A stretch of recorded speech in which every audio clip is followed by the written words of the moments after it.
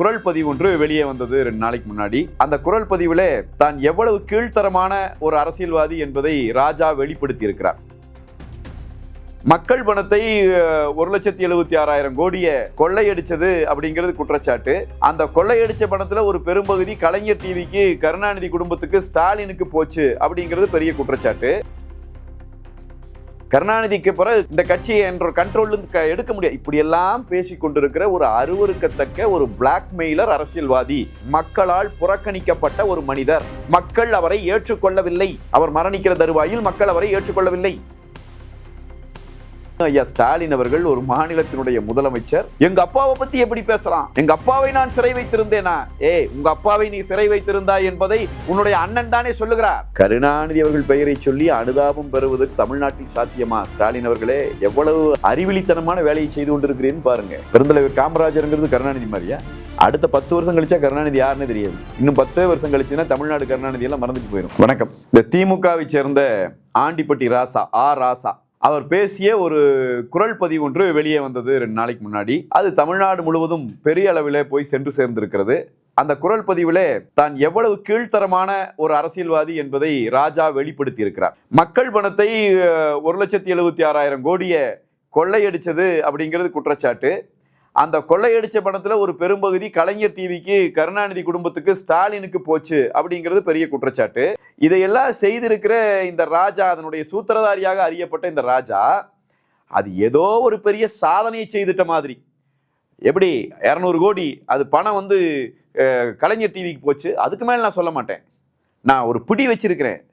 கருணாநிதிக்கு பிறகு இந்த கட்சியை என்ற கண்ட்ரோல் எடுக்க முடியாது. இப்படி எல்லாம் பேசிக் கொண்டிருக்கிற ஒரு அருவருக்கத்தக்க ஒரு பிளாக்மெயிலர் அரசியல்வாதி என்பதை வெளிப்படுத்துகிற அந்த குரல் பதிவுகள் வெளியே வந்துருச்சு. இப்போ ஒட்டுமொத்த திமுகவும் கதறான். அதுவும் ஐயா ஸ்டாலின் அவர்கள் ஒரு மாநிலத்தினுடைய முதலமைச்சர். எங்க அப்பாவை பத்தி எப்படி பேசலாம்? எங்க அப்பாவை நான் சிறை வைத்திருந்தேனா? உங்க அப்பாவை நீ சிறை வைத்திருந்தாய் என்பதை உன்னுடைய அண்ணன் தானே சொல்லுகிறார். நீ சரியான ஆளாக இருந்தால் உன் அண்ணனிடமல்லவா கேட்டிருக்க வேண்டும். அதைத்தானே நேற்று எங்கள் பொதுச் செயலாளர் புரட்சித் தமிழர் எடப்பாடியார் அந்த காட்சிகளையே காட்டி சொல்லுகிறார். அந்த பத்திரிகை செய்திகளையே காட்டி சொல்லுகிறார். திரு மு க அழகிரி அவர்கள் அன்றைக்கே தெளிவாக பேசியிருந்தார். கருணாநிதி அவர்களை சிறை வைத்திருக்கிறார் ஸ்டாலின் என்று. அது என்னமோ நாங்க பேசுறதா, அதிமுக காரன் பேசுறதா? இன்னைக்கு ராஜா பேசியிருக்காரு. ராஜா சொல்றாரு, அது ஏஐ வச்சு உருவாக்கிட்டாங்களா? ஏப்பா ராஜா, சிக்கிட்ட ராஜா, இனி என்ன வேணாலும் நீ தப்பிக்கவே முடியாது. திமுக காரனுக்கே தெரியும், ராஜாவுக்கே தெரியும் அது அவர் பேசுனதுதான்ங்கிறது. திமுக காரன் அத்தனை பேத்துக்கும் தெரியும், பொதுமக்களுக்கும் தெரியும். ஏஐ வச்சு உருவாக்கிட்டாங்களாம். இவரை வச்சு ஏஐ உருவாக்குறாங்க. இப்ப சிக்கிட்டான், இப்ப உண்மையில சிக்கிட்டான். இப்ப இவங்க என்ன, முதலமைச்சர் என்ன கேட்கிறாரு? எங்க அப்பாவை பற்றி நீங்கள் இப்படி பேசலாமா? எங்க அப்பாவை நான் சிறை வைத்திருந்தேனா? இதுக்கு யாரையெல்லாம் கூட்டிட்டு வர்றாரு? ஒரு பக்கம் வைகோ துணை கூட்டிட்டு வர்றாரு, இன்னொரு பக்கம் வைரமுத்து துணை கூட்டிட்டு வர்றாரு. நீங்கள்லாம் வேலிக்கு ஓனான்கள் சாட்சியா?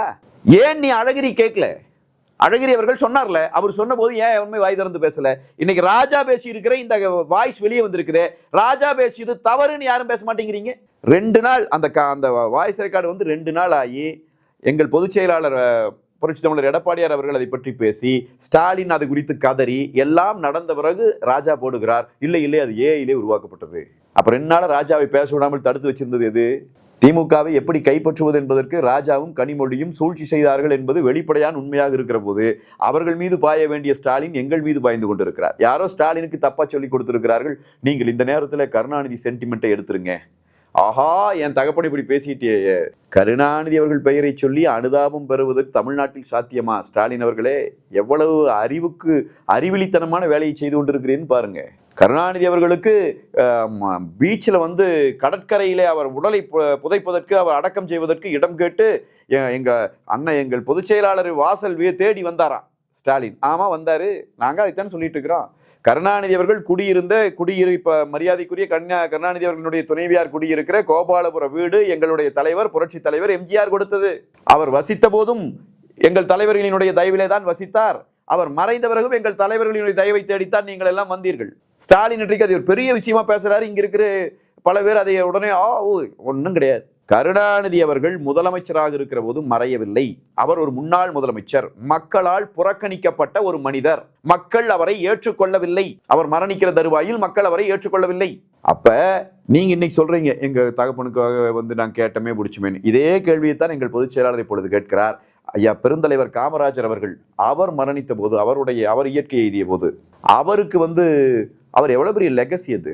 பெருந்தலைவர் காமராஜருங்கிறது கருணாநிதி மாதிரியா? அடுத்த 10 வருஷம் கழிச்சா கருணாநிதி யாருன்னு தெரியாது.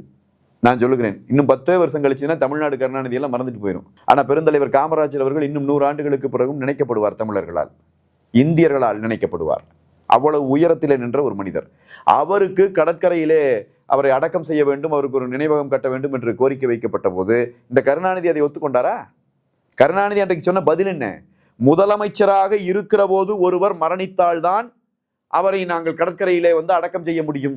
இவர் முன்னாள் முதலமைச்சர் காமராஜர், எனவே அவருக்கு கடற்கரையிலே இடம் கொடுக்க முடியாது சொல்லிவிட்டு அவசரமாக அவருடைய உடலை அடக்கம் செய்கிற பணியை காந்தி மண்டபத்திலே கொண்டு போய் முன்னின்று ஏற்பாடு செய்து இங்கே அந்த அடக்கம் செய்து முடித்து விடுங்கள் என்று காங்கிரஸ்காரர்களோடு பேரம் பேசி அன்றைக்கு திரு பெருந்தலைவர் காமராஜர் அவர்களினுடைய உடலை கடற்கரையிலே அடக்கம் செய்ய முடியாதபடிக்கு தடுத்தது கருணாநிதி தான் என்று நான் சொல்லவில்லை.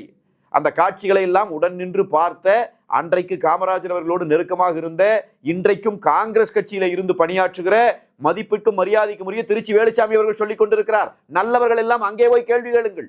அப்ப தோல்வி பயம் வந்துருச்சு. ராஜாங்கிற ஒரு இழிவான அரசியல்வாதி, அந்த மாதிரி கேவலமான ஒரு அரசியல்வாதியை தமிழ்நாடு பார்த்ததே இல்லை. அவ்வளவு கேவலமான, இழிவான, சூழ்ச்சி மிகுந்த, வக்கிர புத்தியும் வஞ்சகத்தன்மையும் நிறைந்திருக்கிற ராஜா போன்ற இந்த இழிவான பிறவி இப்பொழுது சிக்கி கொண்டிருக்கிறது. இது ஸ்டாலினுக்கு எதிராகவே கட்சிக்குள்ள எப்படி ஒரு வேலையை பார்த்துருக்குது அப்படிங்கிறதெல்லாம் வெளியே தெரிஞ்சுன்னேன். இப்போ அது குதிக்குது. ராஜா நேத்து போட்டிருக்குது, மகாகவி பாரதி சொன்னாராம், நாயும் பிழைக்கும் இந்த பிழைப்புன்னு. சுய விமர்சனம் செய்ய தொடங்கி விட்டாயா ராஜா?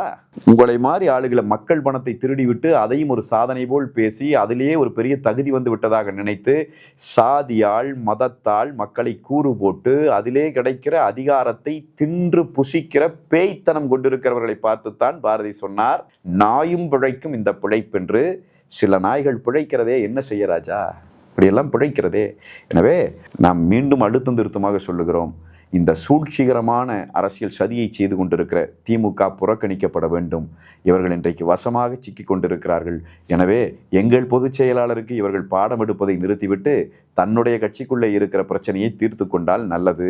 இல்லை என்றால் காகித ஓடம் கடலலை மீது போவது போலே மூவரும் போவோம் என்கிற பாடலோடு மே 4ஆம் தேதி அரசியலில் உங்கள் இறுதி ஊர்வலம் தொடங்கும். வணக்கம்.